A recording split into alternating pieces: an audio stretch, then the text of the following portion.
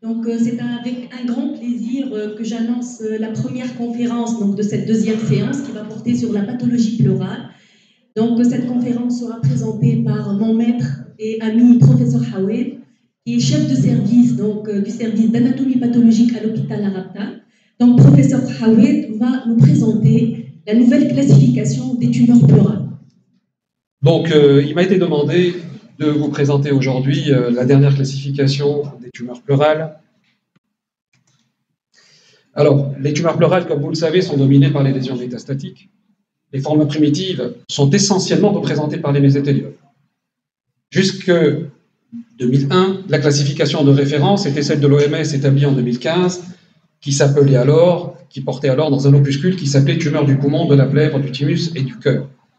Avec les avancées de la génomique moléculaire, on a pu aboutir à une nouvelle classification des tumeurs pleurales en 2021, et là dans un fascicule qui s'appelle dorénavant pathologie thoracique. Cette classification est essentiellement consacrée aux mésothéliums diffus et à leurs différents diagnostics différentiels. Elle a permis d'individualiser tout d'abord le mésothélium localisé, du fait de son meilleur pronostic et de la possibilité d'une chirurgie curative. Elle a également renommé ce qu'on appelait autrefois les mésothéliums papillaires bien différenciés en tumeurs mésothéliales papillaires bien différenciées, et cela pour insister sur l'évolution bénigne de ce genre de tumeur. Et puis surtout, elle a permis de reconnaître une nouvelle entité, qui est le fameux mésothélium in situ. Alors, les cellules mésothéliales sont des cellules, pour nous anatomopathologistes, qui sont extrêmement particulières, qui sont caractérisées par une plasticité qui fait que l'on dénomme un petit peu cellules caméléons. Car elles peuvent prendre en fait n'importe quelle morphologie, et en particulier, elles peuvent prendre une morphologie épithéliale ou mésothéliale. C'est cette caractéristique qui rend compte de la difficulté du diagnostic des tumeurs mésothéliales. D'où l'importance d'avoir des prélèvements biopsiques de bonne taille, notamment sous thoracoscopie, comme on en parlait tout à l'heure, mais également d'un examen anatomopathologique rigoureux qui va se baser sur de nombreux plans de groupe et avoir recours de façon quasi systématique à l'éthique luminohistochimique, voire à la biologie moléculaire, avec l'avènement de nouveaux marqueurs tels que le BAP1 ou la délétion du CDKN2A en technique de Fish. Dans cette classification de l'OMS, reconnaît comme autrefois la tumeur adénomatoïde, la tumeur mésothéliale bien différenciée, qu'on n'appelait plus mésothélium, le fameux mésothélium in situ, et puis il a en fait individualisé à part entière le mésothélium localisé du mésothélium diffus, et dans ces deux entités, on retrouve les formes classiques telles qu'elles étaient autrefois dénommées, à savoir la forme épithélioïde, la forme sarcomatoïde à laquelle on a inclus le mésothélium desmoplastique qui était autrefois mis à part, et le mésothélium biphasique. Nous retrouvons également les tumeurs lymphoïdes avec essentiellement les deux types de lymphomes primitifs de la plèvre, à savoir le lymphome B diffus associé à une inflammation chronique, le lymphome associé au pyothorax, et la lymphome primitive des séreuses, que l'on appelle en anglo-saxon effusion lymphoma. Les tumeurs mésenchymateuses, elles, ne sont plus classées parmi les tumeurs pleurales, mais parmi les tumeurs thoraciques de façon plus générale. Et bien sûr, pour terminer, les tumeurs secondaires, puisque la plèvre est un véritable carrefour de métastases. Nous allons commencer tout d'abord par les tumeurs mésothéliales bénignes et pré-invasives. Et dans ce cadre, nous avons essentiellement trois entités: la tumeur adénomatoïde, la tumeur mésothéliale papillaire bien différenciée et le mésothélium in situ. La tumeur adénomatoïde est une tumeur que l'on connaît depuis fort longtemps. C'est une tumeur bénigne qui est essentiellement localisée au niveau du tractus génital. Elle est extrêmement rare au niveau de la plèvre. C'est une tumeur qui est mésothéliale, qui est d'origine mésothéliale, mais qui n'a aucun lien avec l'amiante. Elle est de découverte habituellement occasionnelle, et la taille est généralement une petite taille, inférieure à 3 cm. Le diagnostic, d'un point de vue histologique, repose sur cette architecture que vous voyez ici, qui est un petit peu une architecture en petit tube. C'est une architecture tubulaire, qui peut être avec des formes plus dilatées, comme ici, on dit qu'elle est microchystique. Le stroma est assez abondant, il est fibreux, et le diagnostic repose sur la mise en évidence d'un marqueur mésothélial, ou en général de 2 marqueurs mésothéliaux. C'est ce qui est requis pour pouvoir confirmer l'origine mésothéliale d'une tumeur, et en l'occurrence, sur cette diapositive, donc c'est une positivité à la cabrétinine. Le diagnostic différentiel peut se poser avec un lymphangium, mais surtout avec le mésothélium malin, mais là, l'expression du BAP1 est conservée. Vous allez voir, c'est une notion fondamentale pour le diagnostic des mésothéliums. Les tumeurs mésothéliales papillaires bien différenciées est une tumeur de surface. C'est une tumeur superficielle. Par définition, elle est non infiltrante. et il est revêtu de cellules mésothéliales qui sont tout à fait régulières. Là encore, c'est une tumeur qui est rare au niveau de la plèvre et qu'on observe essentiellement au niveau du péritoine, voire du pelvis. Alors, comme pour la tumeur adénomatoïde, le bas-poil est conservé, donc il n'y a pas de mutation du bas-poil et il n'y a pas de délétion du CDKN2A en technique de Fish. C'est une tumeur, une fois enlevée, qui va automatiquement être accompagnée d'une guérison. Certains cas ont été rapportés, en tout cas qui ont parlé d'une évolution en mésothélium, mais cette notion reste très controversée, voire maintenant en brèche. Comment faire un diagnostic de tumeur mésothéliale papillaire bien différenciée? Je vous disais donc, c'est une lésion qui est habituellement de découverte fortuite, mais qui va se manifester par une masse ou des nodules de petite taille, qui sont généralement de quelques millimètres, à quelques centimètres parfois. La lésion est habituellement localisée, mais elle peut être bilatérale ou multifocale. D'un point de vue histologique, l'architecture papillaire de surface, comme vous le voyez là, donc c'est une architecture sous forme de papille, voilà, avec un axe revêtu par des cellules épithéliales, mésothéliales qui sont tout à fait régulières, et un axe conjonctif au centre. Il n'y a pas d'infiltration du tissu sous-mésothélial, c'est un élément fondamental. Et puis, la calrétinine, comme vous le voyez ici, permet de confirmer la nature mésothéliale des cellules tumorales, et l'expression du bas-poil est conservée, ce qui permet également de confirmer sa nature tumorale bénigne. Pour terminer, parmi ces trois variétés de tumeurs localisées ou de tumeurs à faible potentiel bénigne ou préinvasive, eh bien, le mésothéliome in situ, qui est défini comme une lésion préinvasive, c'est une prolifération plane du revêtement pleural qui est tapissée par une seule assise de cellules. Et ces cellules sont cubiques ou aplaties. Donc, élément fondamental, il n'y a pas de masse tumorale à l'examen, ni à l'imagerie, ni à la thoracoscopie. Et habituellement, c'est une maladie qui va se manifester sous la forme d'une pleurésie persistante ou d'une pleurésie récidivante. C'est une lésion qui reste encore extrêmement rare, avec apparemment une prédominance chez la jante masculine, avec une prédominance également à la 7e décennie. C'est une forme précoce de mésothéliome. Elle est en rapport, là, avec une mutation de bas-poil qui va être inactivée et avec une délétion homozygote du CDKN2A, donc en technique de Fish. Le risque d'évolution vers un mésothéliome est estimé à 70% des cas à 5 ans. Alors, le mésothéliome in situ, comme vous le voyez là, en fait, quand on le regarde à l'histologie, on a l'impression que c'est un revêtement mésothélial qui est simplement hyperplasique, puisqu'il est revêtu de cellules mésothéliales qui sont aplaties ou cubiques. Il n'y a pas d'atypie, peu ou pas d'atypie, donc pratiquement pas de signe de malignité cellulaire. Il n'y a pas d'infiltration du tissu sous-mésothélial. On peut observer des projections papillaires qui vont rentrer dans le cadre essentiellement d'une hyperplasie du revêtement mésothélial. Le diagnostic repose essentiellement sur l'immunohistochimie et les techniques de biologie moléculaire, notamment par une perte d'expression du bas-poil. Voilà, il y a quelques cellules qui sont marquées avec un marquage nucléaire, alors que l'essentiel des cellules ne sont pas marquées. Donc, on a une mutation du bas-poil qui rend compte du caractère agressif de cette lésion. L'OMS permet de reconnaître des critères essentiels au diagnostic. Les critères essentiels au diagnostic, c'est effectivement des notions tout d'abord cliniques, l'épanchement pleural, l'absence de tumeur à l'imagerie et à la thoracoscopie, c'est fondamental. D'un point de vue histologique, comme je le disais tout à l'heure, une seule assise de cellules mésothéliales régulières, pas d'invasion du tissu sous-mésothélial, et puis les techniques d'immunohistochimie ou de génétique ou de biologie moléculaire qui vont montrer une perte d'expression du bas-poil, voire associée, donc on peut l'utiliser l'un ou l'autre, la délétion du CDKN2A en technique de Fish. Bien évidemment, les techniques immunohistochimiques sont beaucoup plus faciles à utiliser, notamment chez nous. Et tout cela rend compte, bien évidemment, de l'importance, voire du caractère capital du diagnostic multidisciplinaire. Passons maintenant au mésothéliome invasif, et là nous avons deux formes, le mésothéliome localisé et le mésothéliome diffus, et dans ces deux formes, nous avons trois entités qui sont le mésothéliome épithélioïde, le mésothéliome sarcomatoïde et le mésothéliome biphasique. Le mésothéliome localisé est une tumeur qui est circonscrite, c'est-à-dire sans signe de diffusion locale ou locorégionale. Elle est rare et méconnue, elle prédomine chez l'homme, avec un âge moyen de 60 ans. Sa pathogénie, c'est la pathogénie du mésothéliome, à savoir la mutation de bas-poil. Le traitement, il est chirurgical, plus ou moins associé à la chimio ou à la radiothérapie. et le pronostic serait nettement meilleur que les formes diffuses, notamment en ce qui concerne la forme épithélioïde. Et d'après les dernières revues de la littérature, il semblerait que la survie après résection complète soit supérieure à 10 ans. Voici une image macroscopique de mésothélium localisé. Vous voyez que c'est une masse qui est sur cette photo extrêmement bien localisée, voilà, bien limitée. Il n'y a pas d'infiltration lorsqu'on coupe à la coupe, on ne retrouvera pas de signe d'infiltration. L'aspect histologique est caractéristique d'un aspect de mésothélium, et en immunohistochimie, en utilisant les deux anticorps deux anticorps mésothéliaux, eh bien, on va pouvoir prouver le caractère mésothélial de ces tumeurs. Ça, c'est les critères essentiels tels que recommandés par l'OMS. Le critère souhaitable, encore une fois, c'est la discussion anatomoclinique, mais ça, c'est quelque chose un petit peu, c'est une notion qui n'est pas exclusive aux tumeurs mésothéliales.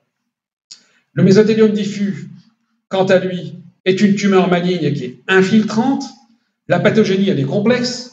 Elle associe l'inflammation chronique, la dérégulation de la mort cellulaire et surtout de nombreuses anomalies génétiques. Nombreuses anomalies génétiques telles que l'inactivation du PAP1, qui est un marqueur de mésothélium, et un potentiel marqueur prédictif d'une mauvaise réponse à l'immunothérapie. On a également une surexpression du VISTA et une perte d'expression du PDL1 dans les formes épithélioïdes et inversement dans les formes sarcomatoïdes. La mutation du P53 a une évolution, est associée à une évolution péjorative et est observée dans environ 10% des cas. La délétion du CDKN2A est également un marqueur de mésothélium. Elle est associée à une évolution péjorative. D'un point de vue macroscopique, le mésothélium diffus est caractérisé par un épaississement diffus ou lobulaire de la plèvre pariétale, plus rarement de la plèvre viscérale. Parfois, on retrouve carrément une masse tumorale infiltrante et qui peut infiltrer le poumon à travers les scissures pour s'étendre à la cage thoracique.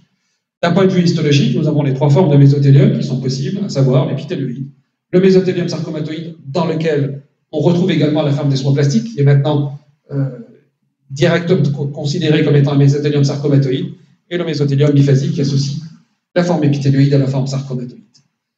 Le mésothélium épithélioïde, c'est le plus fréquent, il est observé dans 3/4 des cas, il est défini comme une prolifération de cellules d'allure épithéliale, son pronostic est relativement meilleur que les autres formes, le diagnostic est extrêmement difficile.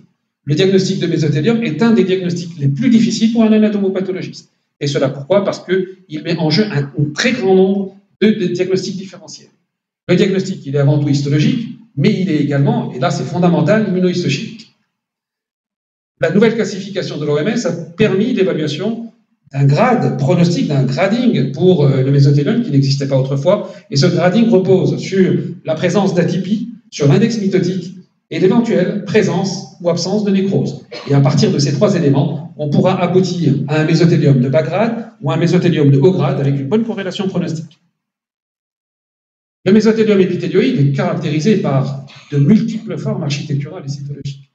La forme la plus classique et la plus fréquente, c'est la forme tubulo-papillaire et glandulaire, qui, elle, rend compte du problème du diagnostic différentiel avec un adénocarcinome dans sa forme la plus générale. La forme massive ou diffuse qui décrit les fentes, c'est la forme qui est classiquement reconnue. On a toujours parlé, quand on parle de mésothélium, de fente mésothéliale. Bon, c'est la description qui remonte à la nuit des temps.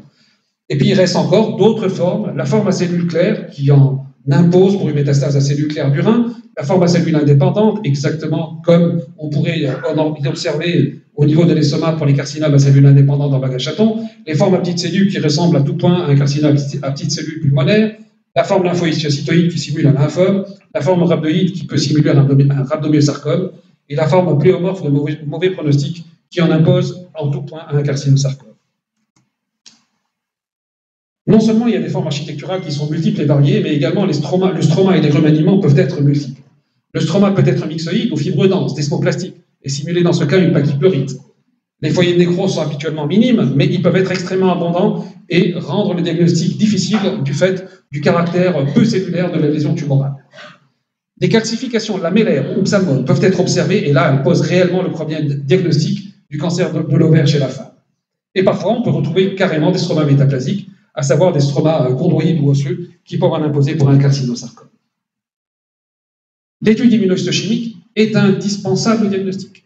Porter un diagnostic mésothélium veut dire que l'on doit avoir au minimum 2 marqueurs mésotéliopositifs, et cela parmi les marqueurs que vous connaissez, à savoir le WT1, le D240, la cytokératine 5,6 notamment. les métastases et pour tenter de préciser le point de départ des métastases, on a un panel d'anticorps qui est extrêmement variable et qui est extrêmement... où il n'y a pas de limite. On peut citer juste le TTF1 pour les points de départ pulmonaires. Les formes rhabdoïdes peuvent simuler également un mélanome, une tumeur mélanique. Et là, on peut avoir recours aux marqueurs mélaniques, notamment à l'HLV45, les formes lymphohistiocytoïdes qui simulent un lymphome, eh bien, on aura recours également aux marqueurs lymphoïdes, à savoir les marqueurs BET de façon générale, et puis bien évidemment tous les marqueurs mésenchymateux lorsque le diagnostic différentiel se pose avec une forme sarcomateuse. Voilà pour le diagnostic différentiel, la forme tubulo-papillaire. Alors lorsqu'on a une forme qui a majorité papillaire, première chose, c'est de pouvoir dire d'abord, est-ce que c'est une tumeur bénigne ou maligne, hein? Est-ce qu'il s'agit donc d'une hyperplasie mésothéliale papillaire réactionnelle ou bien d'un véritable mésothélium? Et dans ce cas-là, est-ce qu'il s'agit d'un mésothélium dans sa forme papillaire ou est-ce qu'il s'agit d'une tumeur mésothéliale papillaire bien différenciée? Voici pour iconographie des images de quelques formes de mésothélium. Donc, en haut, à gauche, vous avez une forme massive avec ces fentes, les fentes dont on parle souvent, nous, anatomopathologistes, pour parler du mésothélium. Ici, une forme à cellules indépendantes, quand on le regarde comme ça, on pourrait penser et croire qu'il s'agit d'un cancer de l'estomac. Là, il y a une forme à cellules claires, exactement comme on la verrait en bas à gauche, comme on la verrait dans un cancer à cellules claires du rein, et puis la forme décidoïde qui pourra en imposer pour une tumeur à point de départ gynécologique. Après le mésothélium épithéloïde, le mésothélium sarcomateux, qui est rare, 10% des formes de mésothélium, c'est la forme à cellules fusiformes du mésothélium. Le diagnostic différentiel peut se poser avec des lésions inflammatoires, telles que la pachychlorite, avec des tumeurs qui sont à faible potentiel malin, telles que la tumeur fibreuse solitaire de la plaie, mais se poser également avec les authentiques sarcomes primitifs de la plaie. Elle peut se poser également avec les métastases de sarcome, de mélanome à cellules fusiformes ou de carcinome sarcomatoïde. Et dans tous ces cas, comme je vous le disais tout à l'heure, c'est l'étude immunohistochimique qui permettra le diagnostic. Les petites images, un anatomopathologiste ne peut pas faire une présentation sans images.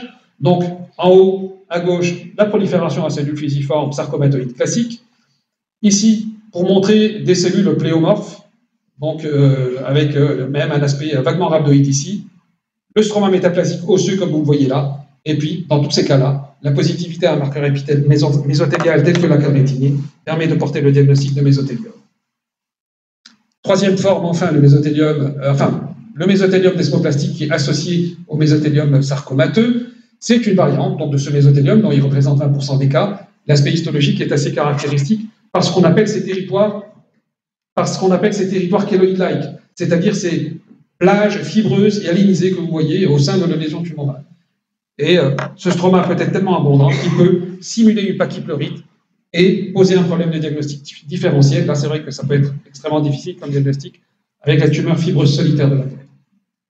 Le mésothélium biphasique est un mésothélium qui associe les deux contingents, c'est-à-dire une coexistence de territoires épithéloïdes et sarcomatoïdes. Il représente environ 30% des cas. Dans ces cas-là, le diagnostic est quand même beaucoup plus facile, car la coexistence des deux eh bien, nous oriente vers un mésothélium. Le pronostic dépend de la part de la composante sarcomateuse, qui est la composante de plus mauvais pronostic.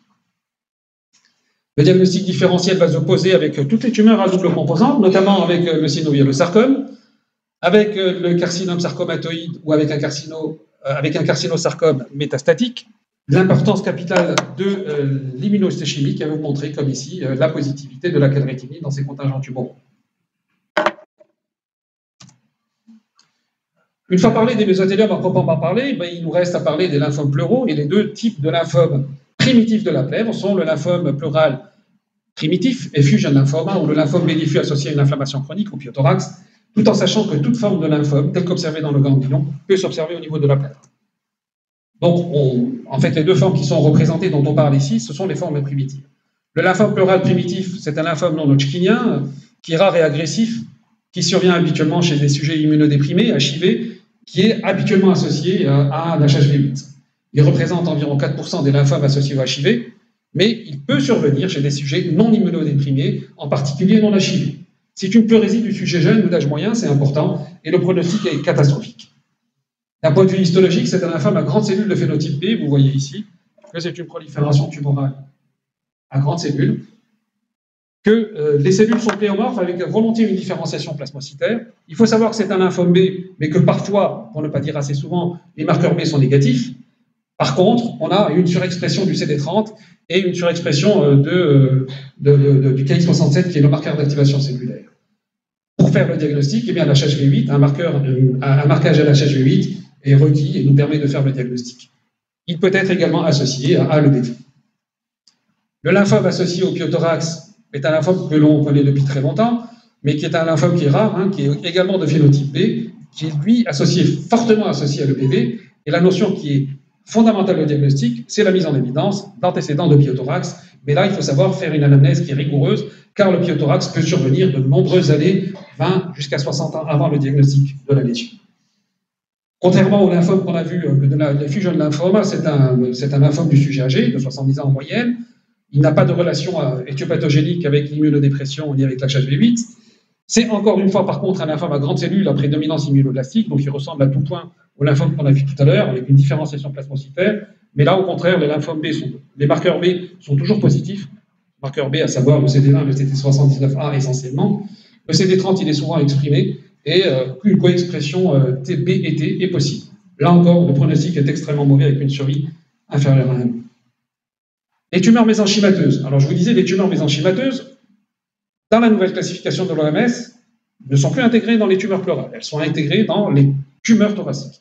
Mais là, on retrouve les classiques lésions mésenchymateuses telles qu'on les voit au niveau de la plèvre, les formes bénignes, notamment la pseudotumeur calcifiante, la tumeur fibreuse solitaire, qui est que l'on voit quand même assez fréquemment au niveau de la plèvre, mais ça peut être également les sarcomes pleuraux. Et là, tous les sarcomes peuvent se voir, mais les sarcomes qu'on voit le plus souvent, c'est le sarcome synovial, c'est chez le jeune, les PNET, les tumeurs neuroectodermiques primitives, ou le sarcome d'Ewing extrasquelettique, que l'on voit également chez l'enfant, et puis enfin également, encore une autre tumeur de l'enfant, la tumeur desmoplastique à cellules rondes, qu'on voit habituellement et plus fréquemment au niveau de l'abdomen, mais qui peuvent se voir au niveau de la plèvre, et c'est une tumeur qui est de très mauvais pronostic. En conclusion, les tumeurs pleurales sont dominées par les lésions métastatiques. La cytologie, eh bien, est très peu recommandée. Ce n'est pas sur la cytologie qu'on pourra faire un diagnostic de mésothélium et de type de mésothélium. Le diagnostic histologique, il est souvent limité par l'exiguïté des prélèvements, les fameuses biopsies à l'aiguille, surtout lorsqu'elles sont peu nombreuses. Le mésothélium diffus doit être différencié du mésothélium localisé. Le mésothélium in situ est une nouvelle entité qui est de diagnostic multidisciplinaire, c'est vraiment le diagnostic multidisciplinaire par excellence. Et le recours aux données de l'immunohistochimie et de la biologie moléculaire est là, et de plus en plus, indispensable au diagnostic. Je vous remercie.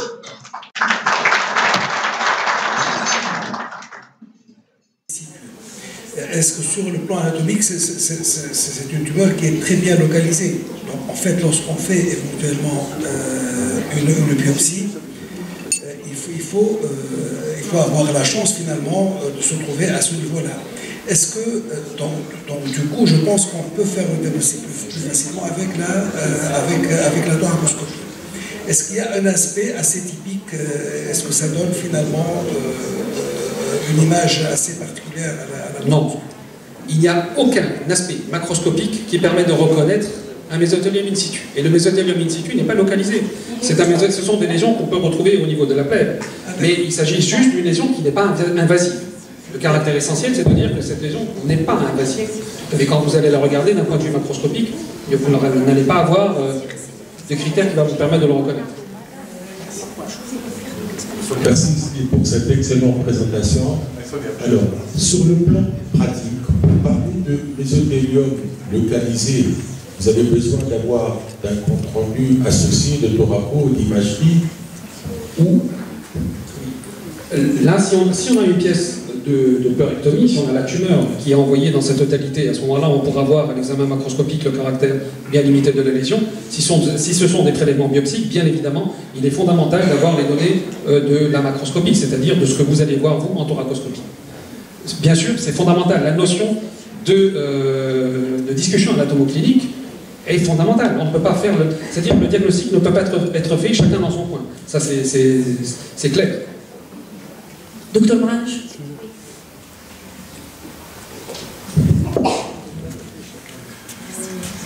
Merci. En fait, vous avez dit tout à l'heure que le diagnostic du mésothélium est un diagnostic vraiment très difficile pour les anatomopathologistes, et même pour les neurologues également, et Donc, et vraiment, la place de l'immunohistochimie est très importante pour aider donc, le diagnostic. Donc, est-ce que vous faites l'immunohistochimie systématiquement, puisqu'il y a beaucoup de diagnostics différentiels, vous avez dit, même si dans les renseignements cliniques, il n'y a pas de signe en faveur, ou vous vous basez sur l'orientation radioclinique? Non, absolument. Il y a d'abord, pour l'anatomopathologiste, la première chose, c'est l'examen histologique. Donc c'est l'examen morphologique.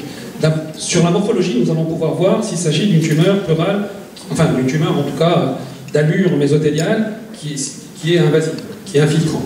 Et à partir de là, le diagnostic différentiel va être de se dire, est-ce que cette tumeur, si elle est épithéliale notamment, est-ce qu'elle est primitive ou est-ce qu'elle est métastatique? Donc on fait des marqueurs mésothéliaux. Si les marqueurs mésothéliaux sont positifs, c'est un mésothéliome épithélial. Si les marqueurs mésothéliaux sont négatifs, on met en jeu tout le panel d'anticorps pour essayer de savoir, pour tenter de préciser le point de départ de la lésion, en sachant que souvent c'est une lésion qui est souvent un point de départ pulmonaire. J'ai juste une petite remarque par rapport aux tumeurs fibroses solitaires de la plèvre. Donc ce sont des tumeurs qui ont une évolution imprévisible. Donc le caractère bénin est un peu remis en question et selon les dernières recommandations de l'OMS 2021, il convient de les classer selon le risque métastatique. Donc on distingue les tumeurs, donc il faut écrire dans la conclusion, tumeur fibrose solitaire à faible risque métastatique, à risque métastatique intermédiaire ou bien à haut risque métastatique, en se basant sur des critères cliniques et anatomopathologiques, à savoir l'âge, la taille, la présence ou pas d'atypicito-nucléaire, la nécrose, la bonne délimitation ou le caractère mal limité et d'autres critères. Donc c'est très et bien sûr et l'aspect histologique, c'est très important car ça permettra de discuter donc l'éventualité d'un traitement adjuvant. Donc le caractère bénin est un peu contesté actuellement. Absolument. C'est-à-dire, bon, c'est une tumeur en fait qui a un spectre lésionnel qui va du bénin au malin, mais c'est vrai que dans les formes agressives, on a tendance à parler de plus en plus de tumeurs fibreuses solitaires versus hémangiopéricite.